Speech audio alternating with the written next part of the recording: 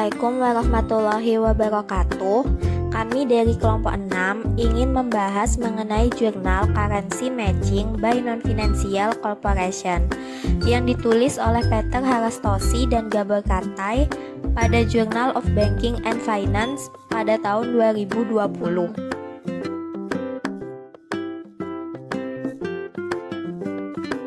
Sebelumnya, kami ingin memperkenalkan diri terlebih dahulu. Yang pertama ada Cindy Kartika Dewi NPM 090, ada Wahyu Aldi Setiawan NPM 132, Nadia Salsabila Hadi NPM 145, Dian Nailur Rahma NPM 147, Dinda Ayu Pusparini NPM 162, Febrianti Nurhayati NPM 163, dan Cornelia Permatasari NPM 211. Yang pertama, saya Nadia Salsabila Hadi NPM 145 ingin menjelaskan mengenai abstrak dan introduction dari jurnal. Bagian pertama ada abstrak. Jurnal ini membahas mengenai kesediaan perusahaan untuk mencocokkan komposisi mata uang dari aset dan liabilitas.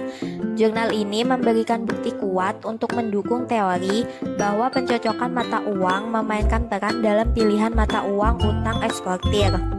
Namun, lindung nilai alami bukanlah motif utama bagi perusahaan untuk memilih mata uang asing. Hal ini menjelaskan hanya 3,8% dari keseluruhan pinjaman mata uang asing perusahaan baru yang dikontrak oleh eksportir dan 2,9% dari keseluruhan pinjaman bank mata uang asing baru. Selain lindung nilai, jurnal ini menunjukkan bahwa strategi carry trade dan diversifikasi merupakan faktor yang relevan dalam keputusan mata uang dari denominasi perusahaan. Selanjutnya ada introduction. Ketidaksesuaian mata uang terjadi jika aset dan liabilitas perusahaan dalam mata uang yang berbeda. Masalah stabilitas keuangan biasanya muncul ketika kewajiban bersih perusahaan dalam mata uang valuta asing lebih besar daripada arus kas bersih valuta asing denominasi, yaitu ketika perusahaan meminjam terlalu banyak pendapatan ekspor. Akibatnya, saat di dalam negeri mata uang terdepresiasi, perusahaan dengan currency mismatch cenderung mengalami efek neraca yang merugikan. Currency mismatch sendiri yaitu terjadi karena situasi di mana utang dalam bentuk mata uang asing, sementara penghasilan dari operasi perusahaan dalam bentuk rupiah. Pada jurnal ini membahas mengenai pilihan antara mata uang lokal dan beberapa kemungkinan valuta asing ketika suku bunga pasar di satu atau beberapa valuta asing lebih rendah daripada mata uang lokal. Secara khusus, jurnal ini membahas secara mendalam mengenai kesediaan perusahaan untuk mencocokkan komposisi mata uang dari aset dan liabilitasnya. Insentif perusahaan untuk menyimpang dari portofolio sangat cocok, seperti peran perbedaan antar suku bunga, dan berbagai faktor sisi penawaran yang terkait dengan denominasi mata uang pinjaman, seperti adanya kendala pasokan kredit dalam mata uang lokal yang juga akan diuji.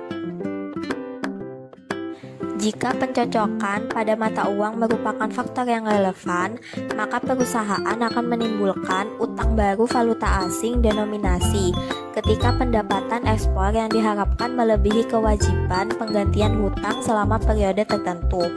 Hal ini menghasilkan model variabel dependent biner di mana probabilitas memilih valuta asing terkait dengan ukuran pencocokan mata uang yang didefinisikan sebagai perbedaan antara pendapatan ekspor perusahaan dan kewajiban pembayaran kembali hutangnya dalam mata uang valuta asing. Dengan menggunakan kedua efek tetap yang diberlakukan oleh Chamberlain pada tahun 1980 dan efek acak berkolerasi oleh Mundlach tahun 1978, model Logit, strategi estimasi dalam jurnal ini memperhitungkan baik efek tetap tingkat perusahaan yang didorong oleh penawaran dan permintaan dengan mengkondisikan model efek tetap atau mengendalikan model efek acak berkorelasi. Jurnal ini juga menyoroti dan membahas dua kekurangan penting dari literatur. Yang pertama ada, walaupun hasil sebelumnya dalam literatur konsisten dengan lindung nilai alami, hasil tersebut tidak memberikan dukungan yang konklusif untuk peran motif pencocokan. Yang kedua, kepentingan ekonomi dari pencocokan mata uang dalam pilihan mata uang utang perusahaan belum diukur menurut pengetahuan. Untuk menguji keberadaan motif pencocokan dalam pilihan mata uang utang perusahaan, studi empiris sebelumnya mengikuti salah satu pendekatan. Sebagian besar literatur akan memperkirakan persamaan permintaan pinjaman valuta asing dengan menghubungkan bagian hutang valuta asing dengan proksi untuk sensitivitas laba perusahaan terhadap fluktuasi nilai tukar dan variabel spesifik perusahaan atau makroekonomi lainnya. Perusahaan pengekspor cenderung akan meminjam lebih banyak di valuta asing dan tidak memberikan bukti langsung untuk pencocokan mata uang karena adanya beberapa alasan. Yang pertama, pendapatan ekspor hanya separuh dari cerita. Ukuran yang tepat untuk menguji pertimbangan yang cocok antara aset dan kewajiban dan harus mencakup pendapatan ekspor dalam mata uang valuta asing dan pembayaran hutang valuta asing. Yang kedua, adanya heterogenitas perusahaan yang tidak teramati biasanya tidak akan diperhitungkan. Motif dari pencocokan mata uang hanya dinilai secara tidak langsung ketika kinerja ekspos perusahaan dianalisis. Selain itu, relevansi dan pentingnya lindung nilai alami hanya dapat dinilai dengan tepat jika efek daya saing positif mendominasi efek neraca, seperti yang dikemukakan oleh Brickley dan kawan pada tahun 2008. Selain lindung nilai, literatur telah menetapkan sejumlah faktor lain yang dapat mempengaruhi keputusan mata uang denominasi perusahaan. Peran perbedaan tingkat bunga dan dengan demikian strategi kredit perusahaan sering dikemukakan sebagai penjelasan untuk dolarisasi, seperti yang dikemukakan oleh Keloharju dan Niskanen pada tahun 2001. Koefisien variabel pencocokan menjadi positif dan sangat signifikan di semua spesifikasi. Hasil jurnal memberikan bukti kuat untuk mendukung peran motif lindung nilai alami dalam pilihan mata uang perusahaan. Dalam beberapa hal, motif pencocokan bahkan lebih kuat untuk perusahaan besar dan milik asing ketika kontrak berjangka panjang dan selama periode pasca krisis. Meskipun pencocokan merupakan penentu kuat dari pilihan mata uang perusahaan, simulasi menunjukkan bahwa lindung nilai alami bukanlah motif yang utama perusahaan untuk memilih valuta asing. Sesuai dengan konsistensi dengan perilaku carry trade, dalam jurnal ini menunjukkan bahwa yang pertama, perusahaan cenderung memilih valuta asing ketika perbedaan tingkat bunga antara valuta asing dan mata uang domestik lebih tinggi daripada rata-rata. 2. Perusahaan dengan probabilitas yang lebih tinggi untuk memilih EUR juga memiliki probabilitas yang lebih tinggi untuk memilih CHF. Dengan demikian, manfaat memiliki hutang EUR dan CHF tampaknya lebih besar daripada keuntungan dari secara konsisten memilih salah satu valuta asing yang relatif. Yang ketiga, sesuai dengan teori dari Brown dan kawan-kawan pada tahun 2011, besarnya dampak perbedaan suku bunga pada probabilitas memilih utang dalam mata uang valuta asing agak kecil.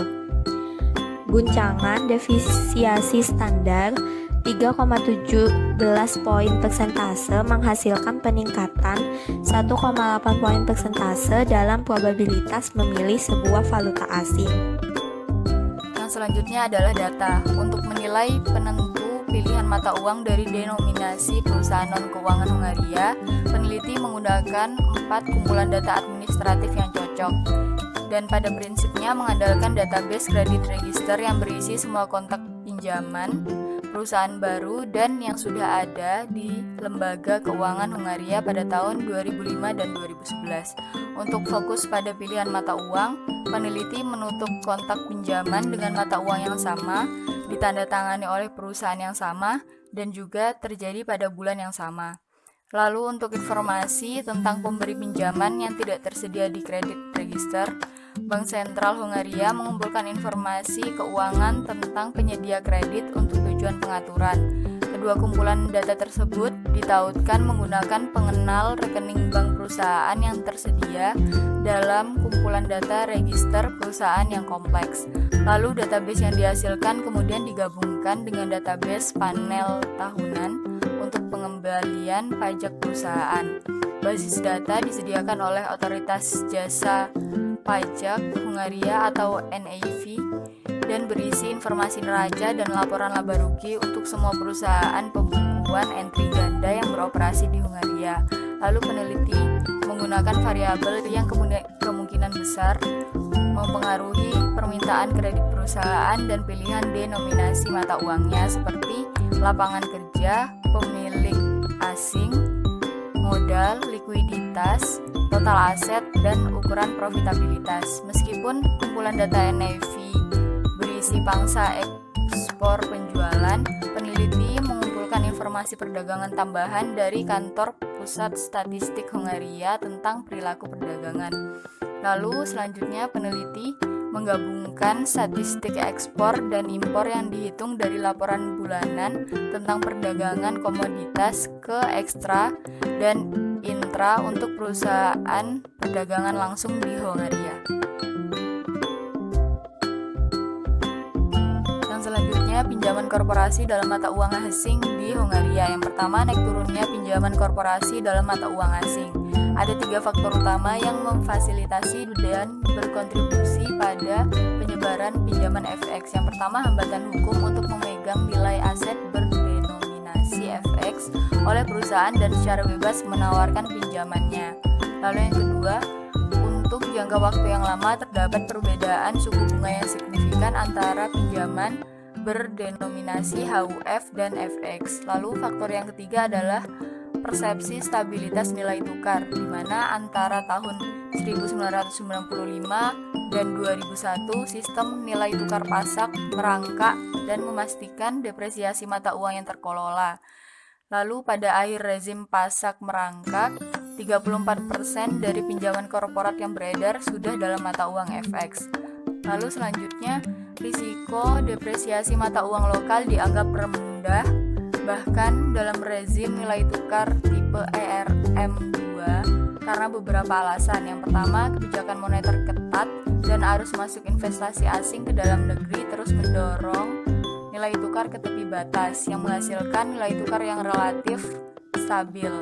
Lalu yang kedua, Hongaria bergabung dengan UE pada tahun 2004 dan adopsi awal EUR yang dijanjikan oleh pemerintah berturut-turut menambahkan ekspektasi nilai tukar jangka panjang. Lalu yang ketiga, laporan sementara dari otoritas misalnya MNB atau Hungarian Supervisory Authority mengakui kemungkinan risiko nilai tukar terkait dengan FX berhutang.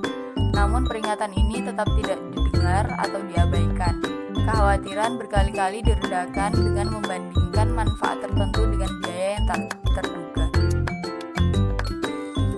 Selanjutnya, karakteristik pinjaman korporasi baru.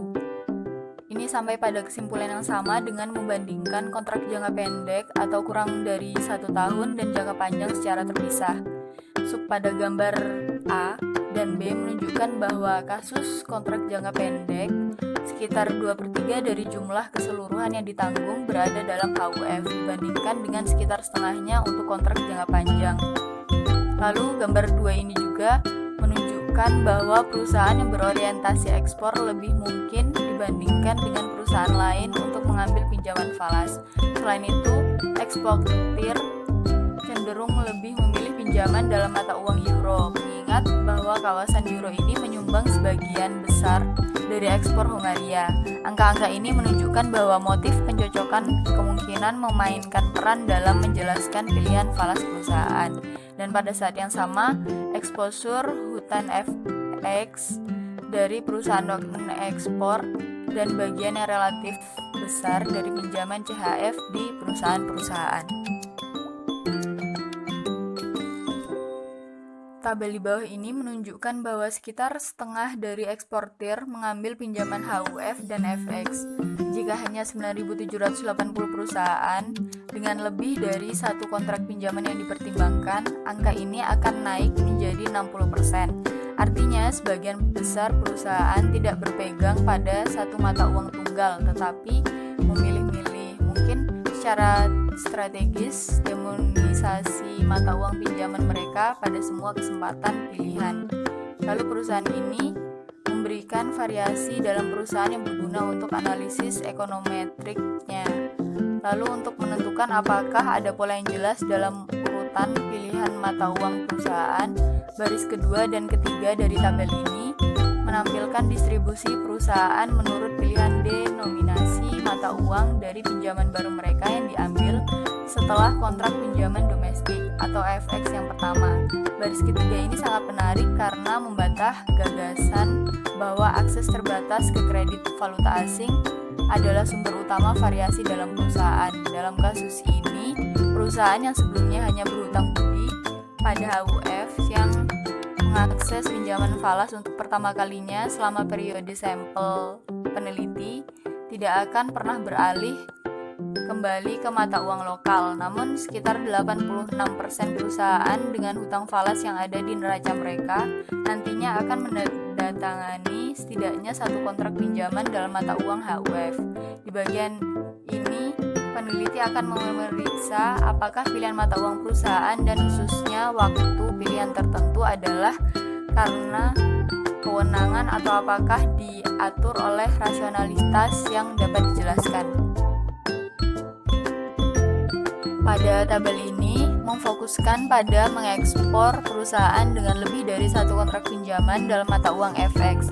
Jika perusahaan dengan dua kontrak FX denominasi yang dipertimbangkan, 24% perusahaan ini mengontrak pinjaman dalam dua valuta asing, terutama euro dan CHF.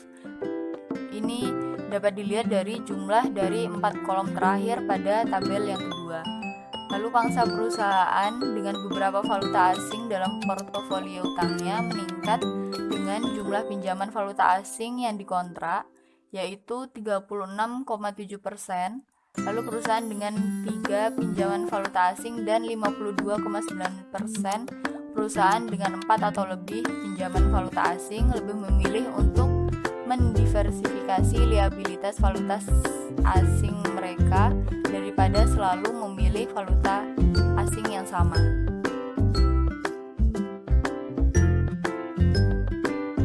Selanjutnya, yang keempat yaitu mengenai identifikasi strategi. Identifikasi strategi kali ini dibagi menjadi 3. Yang pertama adalah memodelkan pilihan mata uang perusahaan, yang kedua keterbatasan dan pertimbangan empiris, dan yang ketiga yaitu teknik estimasi. Yang pertama yaitu memodelkan pilihan mata uang perusahaan. Pasokan mata uang menjadi faktor yang relevan perusahaan dalam memilih denominasi mata uang pinjaman. Perusahaan akan cenderung menambah hutang baru ketika pendapatan ekspor yang diharapkan lebih rendah dari hutang FX-nya. Portofolio utang optimal yang dihasilkan dapat direpresentasikan sebagai jumlah portofolio Markowitz standar atau komponen spekulatif. Portofolio yang sangat cocok bagi perusahaan jika pendapatan ekspor yang diharapkan sepenuhnya menutupi kewajiban pembayaran hutang FX-nya. Yang kedua, keterbatasan dan pertimbangan empiris. Dapat dua pernyataan. Yang pertama, suku bunga MR dan CHF secara signifikan lebih rendah daripada suku bunga domestik selama periode sampel. Penggunaan metode ini tidak sepenuhnya mencakup efek perilaku carry trade pada pilihan mata uang perusahaan. Yang kedua, identifikasi parameter ekonomi makro hanya berasal dari dimensi waktu. Tidak adanya cross-section variable dan limited punishment menghasilkan identifikasi yang baik, terlepas dari bentuk fungsional dan kontrol tambahan. Identifikasi dampak variabel ekonomi makro pada dasarnya setara dengan estimasi kuartal kecil. Oleh karena itu, hasil estimasi ekonomi makro harus ditafsirkan secara hati-hati. Selanjutnya, saya, Sri Kartika, akan memaparkan menanyakan mengenai teknik estimasi. Dalam penelitian ini menggunakan dua teknik untuk memperkirakan model binomal. Teknik tersebut antara lain, yang pertama, penduga logik bersyarat atau efek tetap menggunakan pendekatan yang disarankan oleh Anderson tahun 1970 dan Chamberlain tahun 1980 mengenai pengkondisian fungsi kemungkinan pada statistik yang mencukupi minimal untuk parameter insidental. Kemudian yang kedua, memperlakukan heterogenitas yang tidak teramati sebagai efek acak. Kemudian, keuntungan utama dari logik bersyarat Chamberlain adalah bahwa hal tersebut tidak memerlukan asumsi, karena memungkinkan untuk semua bentuk korelasi antara efek tetap dan regresor. Tetapi, metode estimasi memiliki beberapa kekurangan antara lain. Yang pertama, karena parameter diidentifikasi menggunakan variasi dalam perusahaan. Hanya perusahaan yang mengubah status, yaitu yang berhutang lebih dari satu mata uang yang dipertimbangkan. Kemudian yang kedua, parameter insidental tidak diidentifikasi dan distribusinya tidak dibatasi, yang diperlukan untuk menghitung jumlah yang menarik seperti efek marginal dan proyeksi probabilitas. Selanjutnya, yaitu hasil estimasi pencocokan mata uang. Model logik campuran memiliki tiga kemungkinan alternatif memberikan ukuran pencocokan mata uang yang lebih akurat. Meskipun masih belum sempurna, dalam penelitian ini berasumsi bahwa hanya utang dalam mata uang euro yang digunakan untuk tujuan pelindung nilai. Utang yang timbul di falas lain adalah hasil spekulasi atau motif lain yang tidak dapat dijelaskan. Namun, efek pencocokan mata uang tampaknya sedikit terbatas. Koefisien pencocokan dalam model probabilitas linear memberikan ukuran langsung dari dampak motif pencocokan mata uang. Peningkatan 10 poin persentase dalam ukuran pencocokan menghasilkan rata-rata peningkatan 0,8 poin persentase dalam kemungkinan pengambilan pinjaman falas. Selanjutnya yaitu kontrol lainnya. Variabel kontrol lainnya mencakup berbagai faktor sisi permintaan dan sisi penawaran yang memengaruhi denominasi mata uang pinjaman. Pengendalian ini tidak dapat secara tegas membedakan antara berbagai faktor yang mempengaruhi denominasi mata uang utang perusahaan. Hasil penelitian ini menunjukkan bahwa spesifikasi logik campuran mengungkapkan argumen ke dalam pasar mungkin akan diterapkan pada pasar kredit yang didominasi euro. Di sisi lain, meskipun tampak jelas dari hasil bahwa pinjaman dalam mata uang CHF telah digunakan untuk mendanai proyek yang relatif lebih kecil, tetapi berjangka lebih panjang mempengaruhi ukuran perusahaan dan posisi likuiditas perusahaan tidak kuat di seluruh spesifikasi.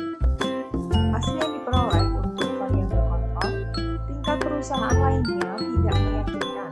Koefisien untuk proxy untuk agunan atau modal real dan ukuran profitabilitas perusahaan laba atas aset tidak signifikan pada tingkat signifikan 5% yang biasa dalam spesifikasi apapun. Sebaliknya, koefisien untuk leverage perusahaan adalah signifikan dan kuat di semua spesifikasi, tetapi tidak memiliki tanda yang diterapkan. Leverage total sering dipandang sebagai proksi untuk biaya bahaya. Orang akan mengharapkan korelasi negatif antara leverage dan utang FX. Saya, Dinda Ayu Pusparini, NPM 162, akan menjelaskan hasil estimasi selanjutnya. Lingkungan ekonomi makro. Spesifikasi terakhir secara langsung menguji relevansi berbagai variabel makroekonomi. Perkiraan untuk variabel utama yaitu perbedaan suku bunga, depresiasi nilai tukar selama 12 bulan terakhir, dan volatilitas nilai tukar selama 12 bulan terakhir. Secara konsisten dengan perilaku carry trade, Koefisien dari perbedaan suku bunga dalam persamaan euro dan persamaan Swiss franc adalah signifikan dan memiliki tanda yang diharapkan. Beberapa langkah alternatif untuk tingkat suku bunga juga diuji, seperti suku bunga T-bill 3 tahun, kombinasi tarif T-bill 1 tahun dan 3 tahun tergantung pada panjang kontrak, atau versi sederhana di mana suku bunga Swiss franc digunakan untuk FX lainnya juga. Meskipun perkiraan ini menunjukkan beberapa fluktuasi, semua spesifikasi menghasilkan koefisien yang positif dan signifikan.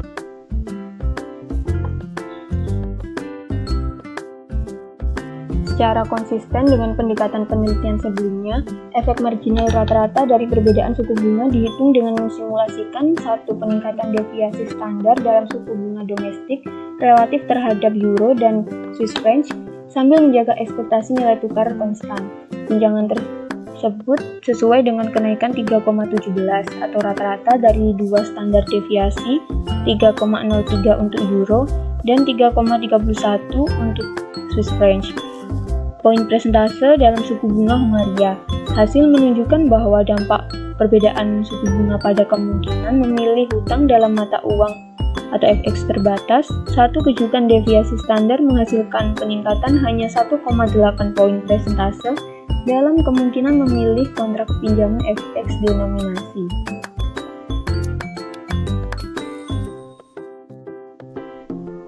Selanjutnya, pemeriksaan ketahanan dan heterogenitas. Penelitian ini memeriksa kekuatan hasil untuk berbagai ukuran alternatif yang menangkap insentif yang cocok dari perusahaan. Penelitian ini memperkirakan ulang spesifikasi dasar menggunakan ekspor neto yang dikoreksi untuk nilai total impor atau pendapatan ekspor rata-rata 12 bulan di masa depan, bukan penjualan ekspor rata-rata 12 bulan terakhir perusahaan. Penelitian ini juga mengestimasi ulang model menggunakan variabel indikator pencocokan biner yang lebih sederhana yang mengambil nilai 1 jika hutang perusahaan melunasi kewajiban dalam mata uang lebih rendah dari atau sama dengan pendapatan ekspornya.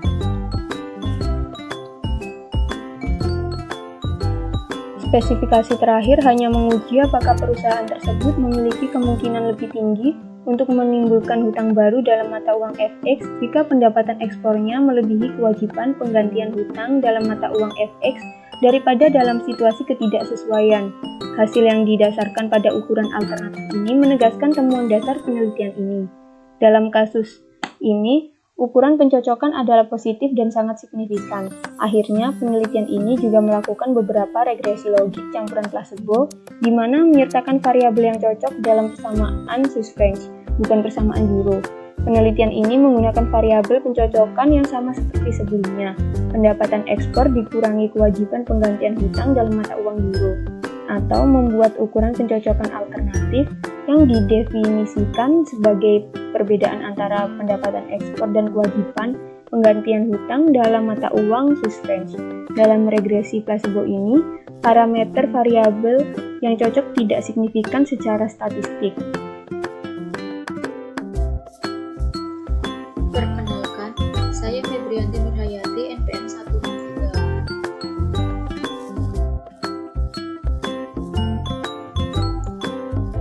Di sini saya akan menjelaskan mengenai signifikansi ekonomi dari pencocokan nilai mata uang.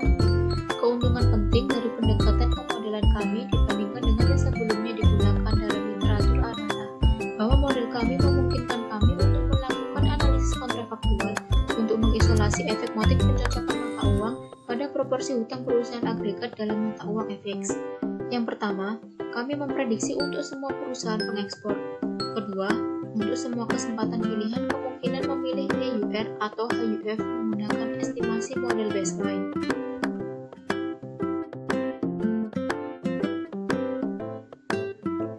Selanjutnya, nilai yang diharapkan tingkat perusahaan dari istilah acak diperkirakan seperti yang disarankan oleh Reveld dan Train pada tahun 2000 dan prediksi dilakukan sesuai dengan rumus logit multinomial di persamaan, yaitu rata-rata tertimbang menurut besarnya pinjaman tahunan dari probabilitas ini memberikan estimasi bagian mata uang agregat dari pinjaman bank yang baru dikontrak.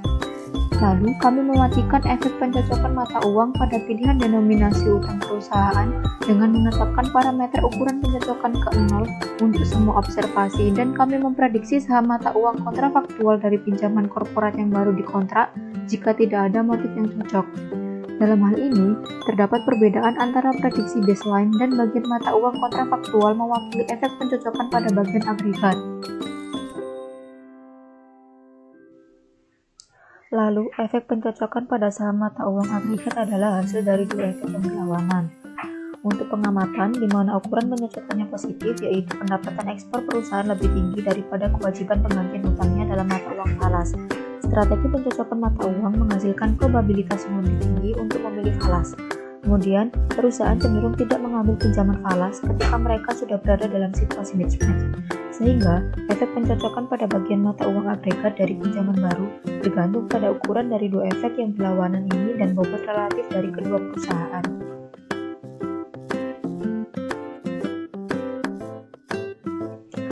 Berikut ini, tabel 6 menyajikan hasilnya secara terpisah untuk periode 2005 sampai 2008 pada panel A dan 2009 sampai 2011 pada panel B.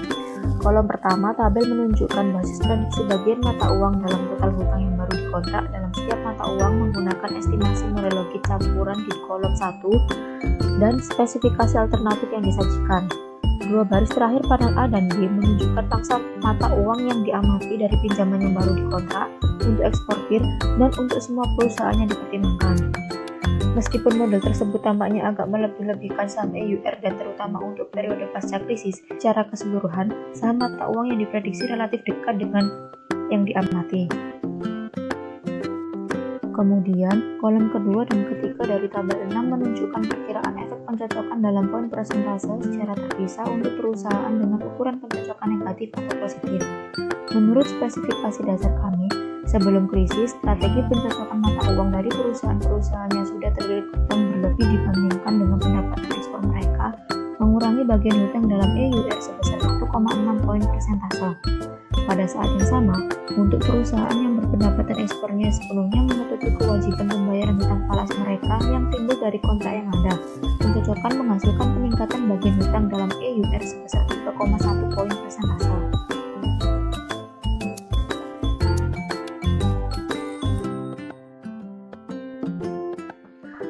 Lalu, spesifikasi lainnya memberikan hasil yang serupa.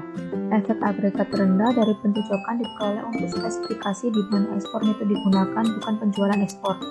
Menurut definisi, karena pendapatan ekspor besi lebih rendah daripada penjualan ekspor untuk perusahaan pengimpor, bagian perusahaan dengan ukuran pencocokan negatif lebih tinggi daripada di spesifikasi dasar kami. Akibatnya, efek negatif pencocokan pada bagian hutang dalam EUR untuk perusahaan yang sudah berada dalam situasi ketidaksesuaian lebih dari sepenuhnya mengimbangi efek pencocokan positif untuk perusahaan dengan mengukur pencocokan positif tersebut.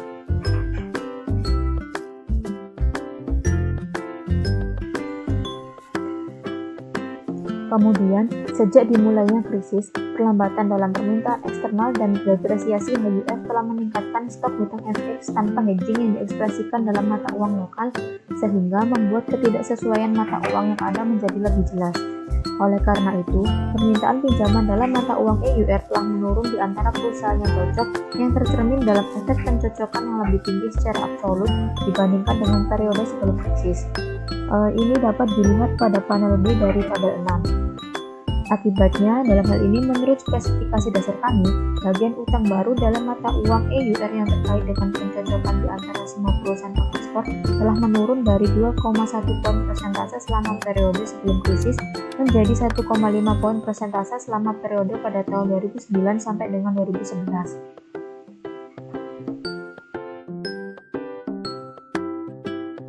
Dan yang terakhir, mengingat bahwa bagian hutang yang dikontrak oleh eksportir yang berdenominasi EUR rata-rata 30,6% antara 2005 dan 2008 dan 35% antara 2009 dan 2011, yaitu 35,2 jika seluruh periode dipertimbangkan, di mana efek keseluruhan dari pencocokan mata uang pada saham mata uang agregat tampaknya cukup kecil. Rata-rata 5,9% dari utang eksportir dalam mata uang EUR selama seluruh periode yang dipertimbangkan terkait dengan pencocokan mata uang. dalam hal utang falas, angka ini adalah 3,8%. Konsisten dengan intuisi bahwa pertimbangan natural hedging tidak relevan untuk non-eksportir. Saham ini bahkan lebih kecil lagi jika seluruh sampel dipertimbangkan. Sehingga, menurut hasil simulasi kami, hanya sekitar 2,9% dari total nilai bank FX pinjaman yang dijaminkan selama periode antara 2005 dan 2011 dapat dijelaskan dengan perilaku pencocokan mata uang. Jadi, sebagian besar hutang FX yang baru dikontrak tidak terkait dengan natural hedging.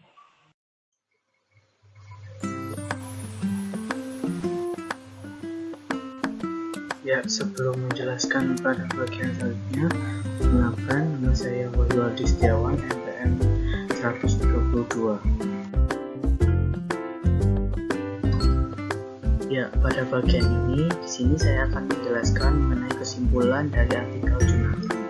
Perusahaan multinasional mungkin memiliki insentif untuk menempatkan utangnya di negara dengan tarif pajak tertinggi atau dapat memilih negara dan mata uang di mana utang itu timbul tergantung pada hambatan hukum atau biaya pengumpulan informasi. Portofolio mata uang utang yang optimal untuk menggambarkan pengaruh fluktuatif nilai tukar terhadap keputusan pinjaman perusahaan.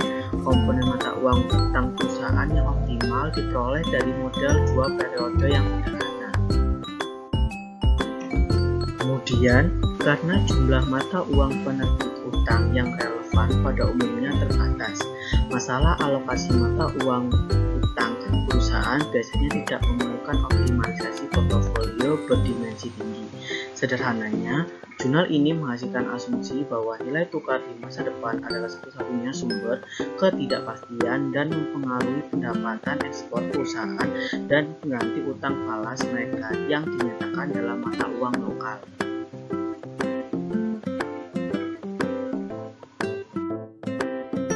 Ya, selanjutnya adalah kelebihan dari artikel jurnal ini. Setelah kelompok kami melakukan pendalaman dari artikel jurnal ini, kami menemukan bahwasanya kelebihan dari artikel jurnal ini yang pertama, artikel jurnal ini dinilai dalam hal pengembangan teori dan literatur.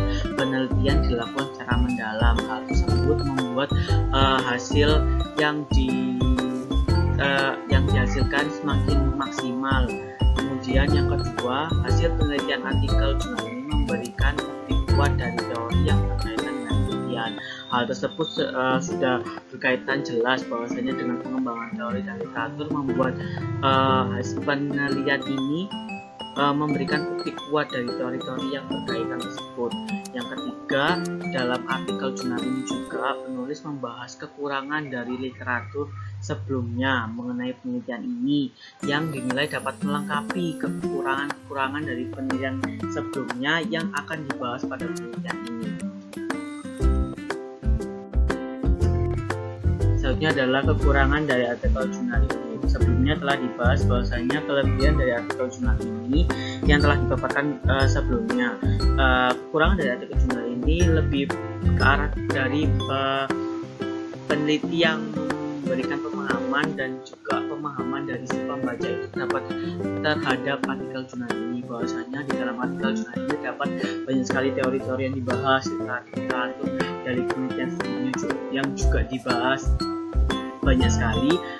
Bahwasanya perlunya pemahaman lebih dari si pembaca agar memahami isi dari artikel jurnal ini, dan juga mungkin peneliti juga harus memberikan pemahaman yang mudah dimengerti bagi pembaca agar si pembaca tersebut dapat memahami secara lebih mendalam dan mudah dari isi artikel jurnal tersebut. Ya, sekian pemaparan review artikel jurnal AKL 2 dari kelompok 6 yang berjudul Currency Matching by Non-Financial Corporation, penulis Peter Baratosi dan Gabor Gete dari Europa Commission and Joint Research Center JRC Italia. Saya perwakilan dari kelompok 6 memohon maaf apabila ada kesalahan dan kekurangan. Wassalamualaikum warahmatullahi wabarakatuh.